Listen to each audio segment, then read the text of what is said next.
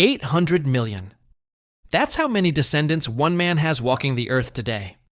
800 million people who exist because of a single person from 800 years ago. To put that in perspective, that's more than double the entire population of the United States. Now here's what's even more insane. This man started life as a starving orphan in the frozen wastelands of Mongolia. His father was poisoned when he was 9. His family was abandoned by their tribe and left to die. He survived by eating grass roots and stealing fish from other families. At one point, he was captured and enslaved with a wooden collar around his neck like an animal. But somehow, this hungry, desperate boy named Temujin would grow up to conquer more land than any human in history. More than Alexander the Great, more than Napoleon, more than Hitler. We're talking about 12 million square miles. That's larger than the entire continent of Africa. And boy, did he enjoy the spoils of that conquest. Historical records suggest he had relations with so many women that today, 1 in every 200 men on Earth is his direct descendant. But how does a starving orphan boy hiding in the mountains end up creating the largest empire the world has ever seen? How does someone go from eating grass to commanding an army of 100,000 warriors who believed he was chosen by the heavens themselves? The truth behind this story is even crazier than the legends suggest. Because Temujin didn't just become powerful through military genius, though he certainly had that. What he really mastered was human psychology, turning enemies into allies, and most importantly, surviving when everyone wanted him dead. Little did anyone know that the scared 9-year-old boy watching his father die from poison would one day make entire civilizations disappear from history. Cities with populations of millions completely erased. Ancient cultures that had existed for thousands of years, gone forever.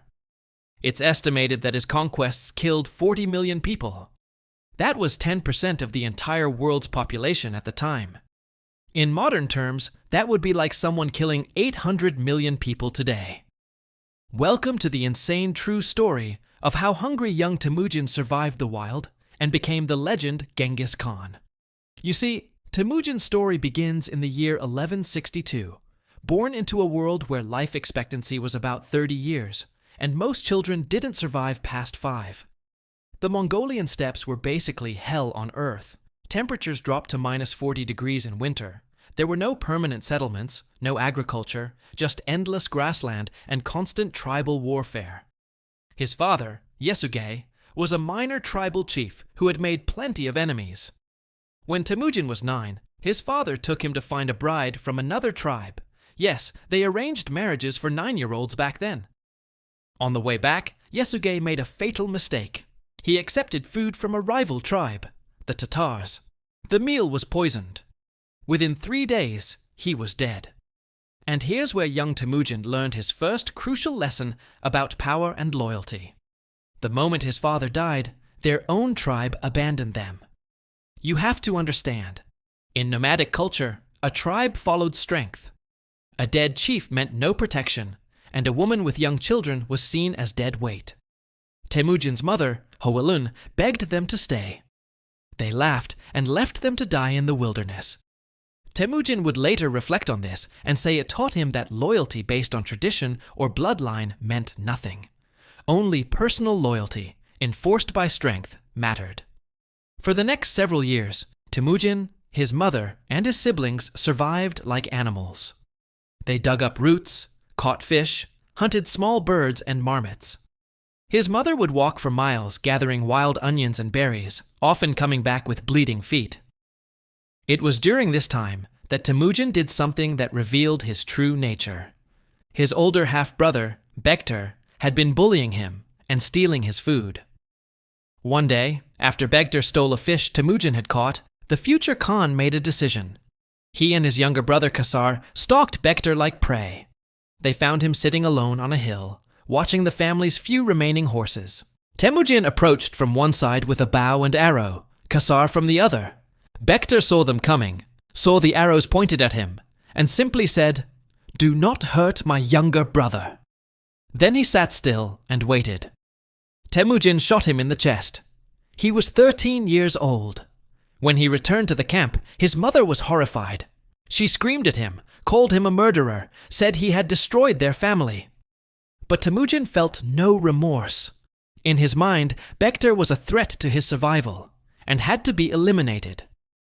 This cold calculation, this ability to do whatever was necessary for survival, would define everything that came next. Things got worse before they got better.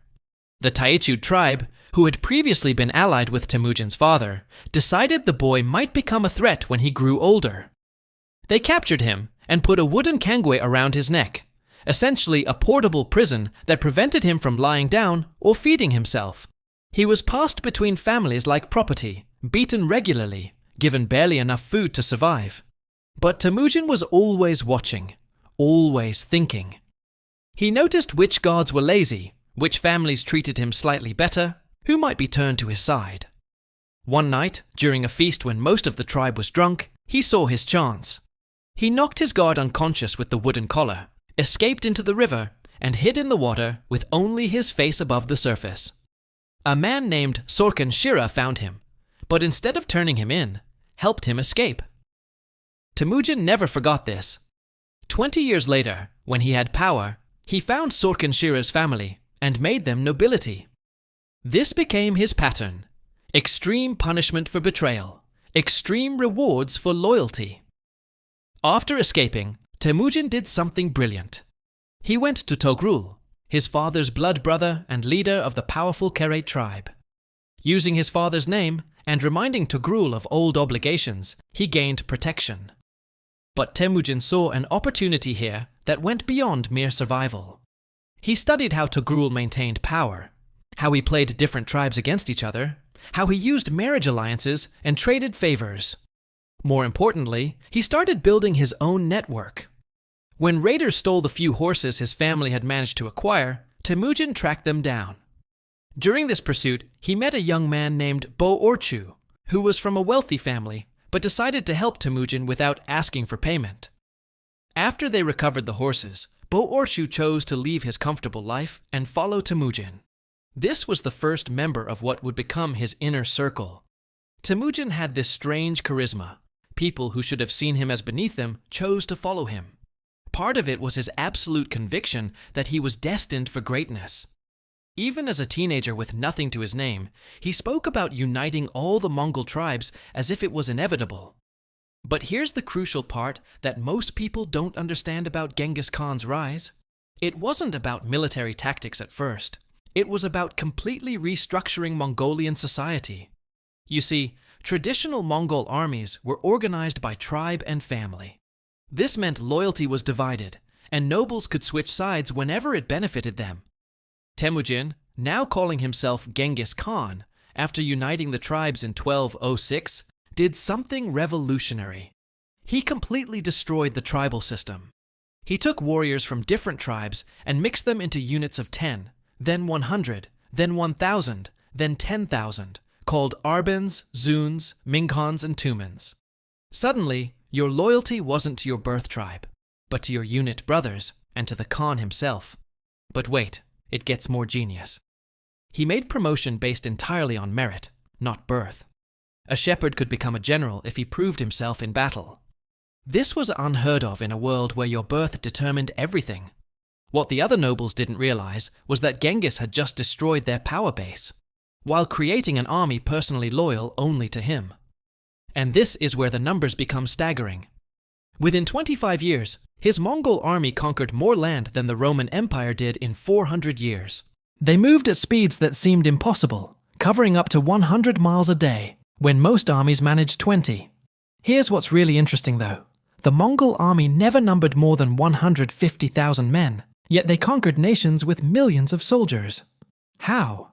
The answer reveals Genghis Khan's true genius. First, he turned psychological warfare into an art form. When approaching a city, he would offer them a choice: surrender immediately and live as vassals, or resist and face complete annihilation. Not enslavement, not occupation, complete erasure from existence. And he always kept his word. When the city of Urgench resisted, he redirected an entire river to flood it out of existence. When Baghdad fell, he murdered every living thing: people, animals, even pets. The streets literally ran red with blood for days. Word spread faster than his armies moved. Cities would surrender before his forces even arrived. The problem was, Genghis Khan had created something too perfect for its purpose. A machine designed purely for conquest. By 1219, he controlled everything from northern China to the Caspian Sea. But the empire didn't stop there. The Khwarezmian Empire, which covered modern-day Iran, Afghanistan, and Central Asia, made a fatal error. They executed Mongol merchants and ambassadors, thinking the Mongols were too far away to retaliate effectively. Genghis Khan's response would go down as one of the most brutal campaigns in human history.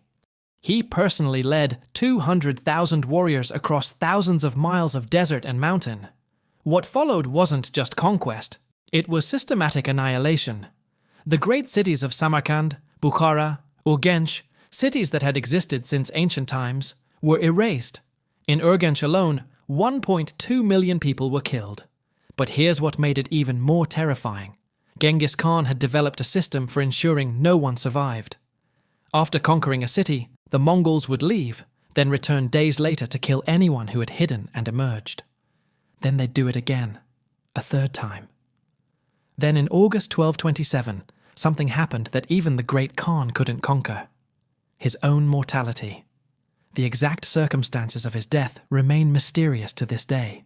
He was 65 years old, leading a campaign against the Western Xia kingdom. Some sources say he fell from his horse during a hunt. Others claim he was wounded by an arrow. The most colorful legend says a captured princess hid a knife and assassinated him in his bed. What we know for certain is that he knew death was coming. In his final days, Genghis Khan called his sons to his bedside. He told them to complete the destruction of the Western Xia, to continue expanding the empire, and most importantly, to keep his death secret until all his enemies in the area were eliminated. The Mongols followed his orders perfectly. They maintained the illusion that he was alive, completing the campaign against Western Xia, annihilating their entire royal family, and erasing their culture from history. Only after this final act of vengeance was complete did they announce the Khan's death. Ultimately, though, the people who suffered most were the conquered populations who had their entire civilizations erased. The Islamic Golden Age, which had produced incredible advances in mathematics, astronomy, and medicine, was ended forever. Ancient irrigation systems in Persia that had taken thousands of years to develop were destroyed and never rebuilt. Entire languages and cultures simply ceased to exist. What is clear is, this was an example of how one person's vision, when combined with absolute power and organizational genius, can reshape the entire world. Reports suggest that, towards the end, Genghis Khan had gone from a desperate survivor to someone who genuinely believed he had a divine mandate to conquer the earth. He told his generals that heaven had promised him, and his descendants would rule everything under the sky. And for a while, it seemed he was right. At its peak, the Mongol Empire covered 24 million square kilometers, the largest contiguous land empire in history. But here's the ironic part. The very meritocracy and organizational structure Genghis created couldn't survive without him. Within 4 generations, his empire had fragmented into separate kingdoms, and within 150 years, most of it had collapsed entirely. Yet his genetic legacy persists. Those 800 million descendants walking around today, most having no idea they carry the DNA of history's greatest conqueror. Now, whilst the story of Genghis Khan is pretty incredible, I still wouldn't call him the most ruthless conqueror in history. For that, you're going to want to check out the absolutely insane story of Tamerlane, who saw himself as Genghis Khan's successor and somehow managed to be even more brutal, building literal pyramids from human skulls and killing 5% of the world's population in just 35 years. Thank you for watching. I hope you enjoyed, and I'll see you in the next video. Cheers!